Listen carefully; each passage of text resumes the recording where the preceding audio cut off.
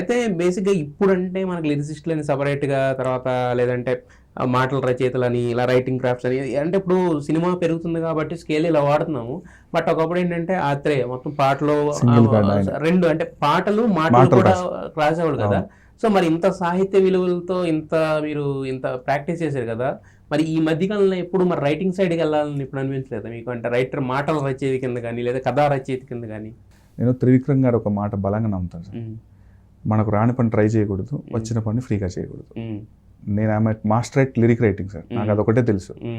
మళ్ళీ dialogue writing కానీ కథా రచన కానీ అది వేరు సార్. అది ఈ ఫాస్ట్ లైఫ్లో కాంటెంపరీగా రెండూ ఒకేసారి చేయడం చాలా కష్టం సార్. అంత ఫాస్ట్గా అయిపోతున్నాయి. ఒకప్పుడు అంటే లీజర్గా టైం ఇచ్చేవారు రైటర్లకి, వాళ్ళు కొంతకాలం దానికి వెచ్చించేవాళ్ళు. ఇప్పుడు అలా లేదు సార్, అంత ఫాస్ట్గా. కానీ ఇప్పుడే నాకు తెలిసి ఫిల్మ్ మేకింగ్ అనేది ఇప్పుడే లేట్ అవుతుంది. ఒకప్పుడు కృష్ణ గారు 12 సినిమాలు రిలీజ్ చేశారు, ఇప్పుడు మహేష్ బాబు గారు ఒక సినిమా రావాలంటే 3 ఏళ్ళు పడుతుంది. మేకింగ్ అయిపోతుంది సార్, రైటింగ్ అనేది మేకింగ్ పడుతుంది సార్. ఓకే, రైటింగ్ టైం ఉండదు. రైటింగ్ టైం ఇవ్వకపోవచ్చు సార్, ఉన్న ఇదిలో బట్టి చూసిన ఎక్స్పీరియన్స్ అడుగుతున్నా. మేబీ నేను 2 మేనేజ్ చేయలేము సార్. నాకు నాట్ ఓన్లీ మీరని కాదు, సినారియో బయట నేను అనేది ఇప్పుడు మేకింగ్ మీరు అన్నట్టు మినిమం 2 years 3 years పడుతుంది కూడా ఉంటున్నాయి. బట్ రైటింగ్ అంత టైం ఉంటుందా అంటున్నాను. రైటింగ్ ఉండకపోవచ్చు సార్, మేజర్ టైమ్స్లో రైటింగ్ అంత టైం ఉండదు. రైటింగ్ అయిపోయిన తర్వాత వాళ్ళు లొకేషన్స్ అని, ఆర్టిస్ట్లు అని, కాంబినేషన్స్ అని వీటికే టైం కాలేయపన. ఇందాక మనం విషయం గురించి డిస్కస్ చేస్తాం అట్లాగే. సో రైటింగ్ అంత టైం ఉండదు సార్. మళ్ళీ ఇంకోటి ఏంటంటే సార్, ఏమో నాకు ఎక్కడో చిన్న ఇది సార్, పాటలు రాసేవాడు మళ్ళీ మాటలోని కథా రచయిత అని వెళ్తే ఈ వచ్చే 4 పాటలు కూడా రావేమో అని. ఏమో అందరూ అంటే వెల్కమ్ చేసే వాళ్ళు ఉండొచ్చు సార్, కానీ ఎవరో చెడగొట్టే వాళ్ళు ఒక్కరు ఉంటారు సార్, మొత్తం స్పాయిల్ అయిపోద్ది, కెరియర్ ప్రశ్నార్థకంలో పడిపోతుంది. సో మంచిగా ఉన్న ఇదిని చెడగొట్టొద్దని ఎప్పుడు అటు ఇక్కడ వేరే డైవర్ట్. కాకపోతే ఇప్పుడు జగదీష్తో నేను ట్రావెల్ అయ్యాను, ఇంకో 2 ఫ్రెండ్స్తో ట్రావెల్ అవుతున్నాను. నాకు క్రెడిట్స్ వద్దు, ఏమొద్దు, నా ఇన్పుట్స్ వాళ్ళకి యూజ్ అయితే చాలు. రేపు పొద్దున్న అది పాట రాయడానికి నాకు చాలా ఉపయోగపడుతుంది. సో అంతవరకే చేయగలుగుతాను సార్. అంటే ఐఎమ్ గుడ్ లిజనర్, నేను కొన్ని ఇన్పుట్స్ ఇవ్వగలుగుతాను, బేసిక్గా రైటింగ్లో ఉన్నాను కాబట్టి. సో పూర్తి స్థాయిలో కథా రచయిత, మాటల రచయిత అని అయితే లేదు సార్. ఓన్లీ పాటలు రాసుకుంటూ ఉన్నాను సార్, హ్యాపీగా పాటల మీద ఉన్నాను సార్.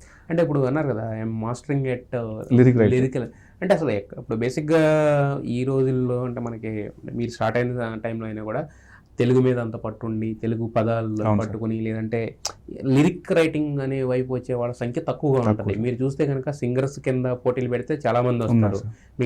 మిగతా అన్ని క్రాఫ్ట్లు అన్ని డిపార్ట్మెంట్లో వెళ్తారు, కానీ లిరిక్ రైటర్స్ అనేవాళ్ళు క్లిక్ అయితే అది వేరే లెవెల్ ఉంటుంది. బట్ వచ్చే వాళ్ళే తక్కువ, కాంపిటీషన్ తక్కువ అని అనుకుంటున్నాను. తక్కువ లేదంటే అసలు మీకు ఎలా వచ్చింది ఫస్ట్ లిరిక్ రైటింగ్ అనే దాని మీద ఆలోచన?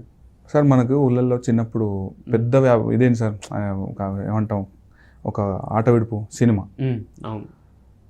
తర్వాత నెక్స్ట్గా ఈజీ యాక్సెస్ ఉండేది పాటలు వినడం, రేడియోలో కానీ టేప్ రికార్డ్లో కానీ. నేను నాకు ఇది పుస్తకాలు పోగేసేవాను సార్, సినిమా పాటల పుస్తకాలు. అవి దొరికే రూపాయి, ₹1 నుండి కూడా తెలుసు నాకు సినిమా పాటల పుస్తకాలు. సో నా ఎన్సైక్లోపీడియా సార్ అవి.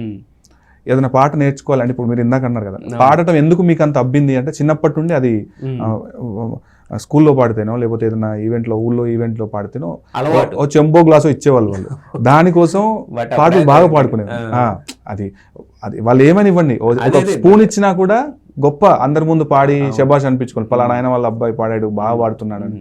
బాగా పాడుతున్నాడు అనే దానికంటే నాకు లోపల మీరు అన్నట్టు ఏదో ఇన్బిల్ట్ క్వాలిటీ ఉంది సార్ రైటింగ్ వైపు. సో చిన్నప్పటి నుండి ఆ పాటలు వినడం, ఎక్కడికైనా టీ షాప్కి వెళ్ళినప్పుడు అక్కడ టేప్ రికార్డ్లో పాటలు వినడం, లేదా పంపు సెట్ కాడికి వెళ్ళినప్పుడు అక్కడ పక్కనే ఒక సైకిల్ షాప్ ఉంటే ఆ సైకిల్ షాప్లో వాడు రెగ్యులర్గా పాటలు పెట్టడం, అది విని విని విని విని ఒక హ్యాబిచువల్ యాక్షన్ అయిపోయింది సార్ నాకు. రోజు ఆ టైంకి పాటలు వినకపోతే ఒక చిన్న ఏదో కోల్పోయినాం అన్న ఫీలింగ్ ఉండేది చిన్నప్పుడే. అంత అసలు ఏమీ తెలియని టైంలో ఏదో లడ్డు తింటే మనకు ఒక ఆనందం, అనుభూతి కలుగుతుంది కదా, పాట వింటే అనుభూతి ఏర్పడింది సార్. తెలియకుండానే అది ఏమైపోయింది, అలవాటు కింద మారిపోయి అదొక అంతే ఒక ఇష్టం అనండి. పేరడీ రాయటం మొదలుపెట్టిన పూర్ణాచారి ఒక సొంతంగా ఇంటర్మీడియట్ డిగ్రీ అంటే ఒక బ్యాచిలర్ డిగ్రీకి వచ్చే టయానికి ఒక సొంతంగా పాట రాసే స్థాయికి వచ్చింది సార్.